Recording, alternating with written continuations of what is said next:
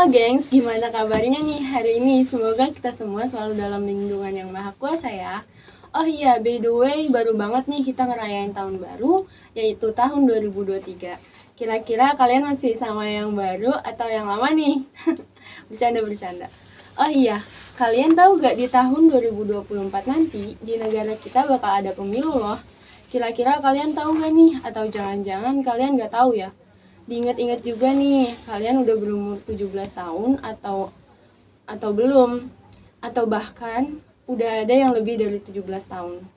Nah, jangan lupa ikutan nyoblos ya tahun depan.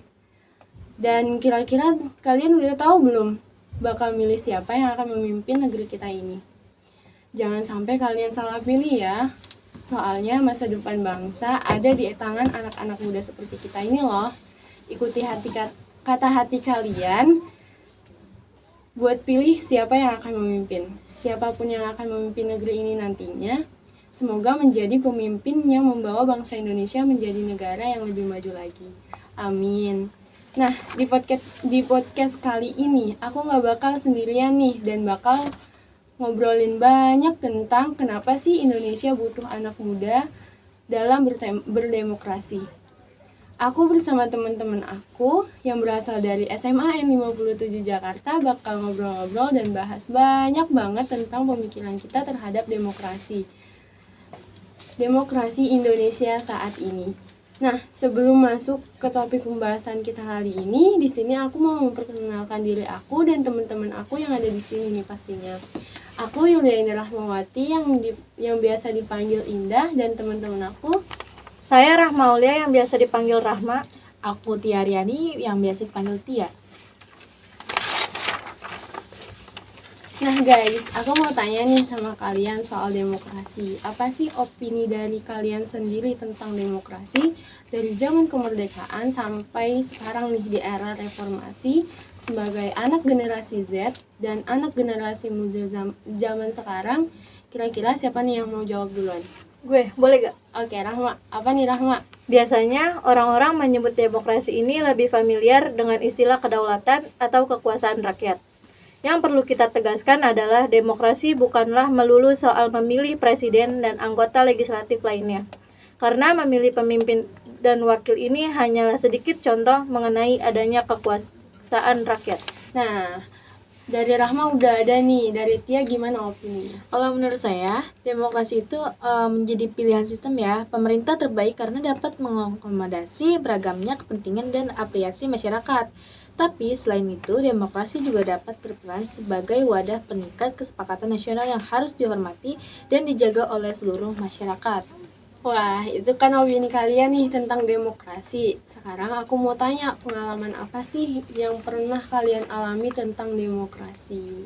Dan kira-kira siapa yang bakal jawab pertanyaan ini? Gue lagi deh. Oke, Rahma, gimana nih pengalamannya? Saya pernah mengikuti pemilihan ketua OSIS saat di masa SMP dan masa SMA saya. Wah, pasti seru banget tuh. Kira-kira gimana tuh cerita di balik pemilihan ketua OSIS di SMP dan SMA Rahma? Dulu saya tidak tahu banyak tentang demokrasi. Yang saya tahu saat berumur sekitar 4 tahunan, demokrasi itu mahasiswa atau masyarakat yang unjuk rasa kepada pemerintah untuk menolak sesuatu.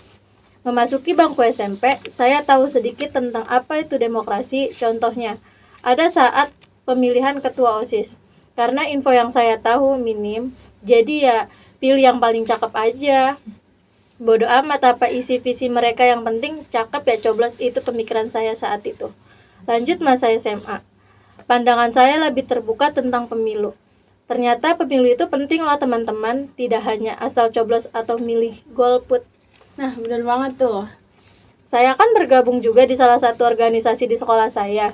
Nah, jadi saya bisa mengetahui bagaimana cara ketua OSIS yang memegang tanggung jawab penuh atas semua anggotanya menjalankan program kerjanya. Mungkin kalau dilihat sebagai warga sekolah, perubahan yang dilakukan tidak signifikan, tapi ternyata perubahan-perubahan itu berjalan sedikit demi sedikit.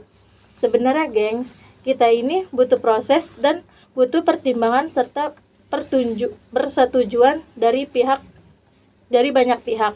Begitu pula dengan pemerintah.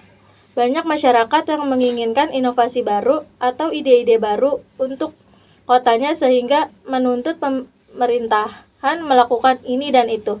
Padahal yang dituntut itu belum tahu apakah itu baik untuk daerahnya atau tidak, mereka hanya melihat sebagai sudut pandang warga masyarakat. Nah, BTW guys, seru banget nih ceritanya. Boleh diminum dulu nih es Mas Jahitnya. Mas Jahit nggak ada niatan yang jelas kita nih. Aduh, bercanda ya Mas Jahit. Kalau serius boleh kontak WA saya aja. Ayo minum. Diminum dulu. Gak apa-apa.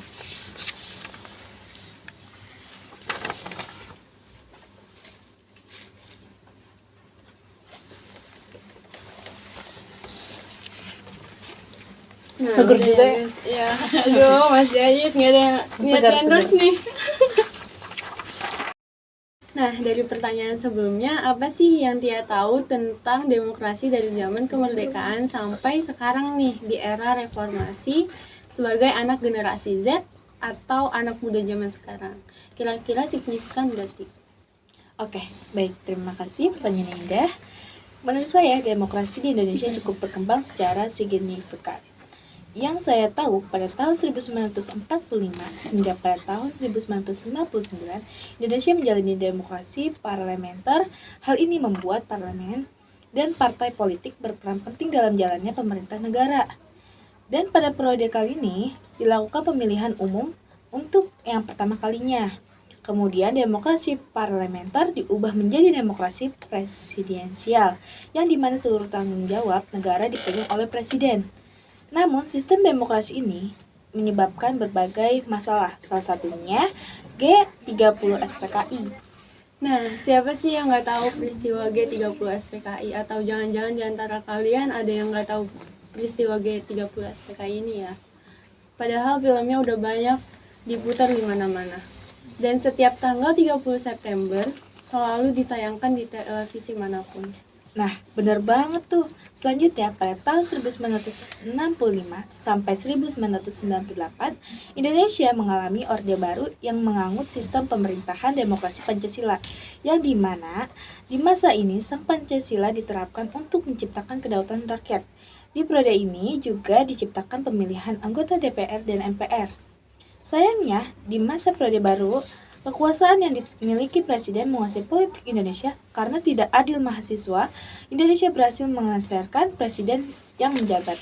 Setelah turunnya presiden tersebut, Indonesia mulai melakukan perbaikan di berbagai bidang. Masyarakat Indonesia bermufakat untuk kembali menerapkan demokrasi pada sistem politik yang ada, agar kedaulatan negara yang ditangani rakyat. Sekarang kita menyebutnya sebagai era reformasi. Seret ya, minum dulu deh, minum.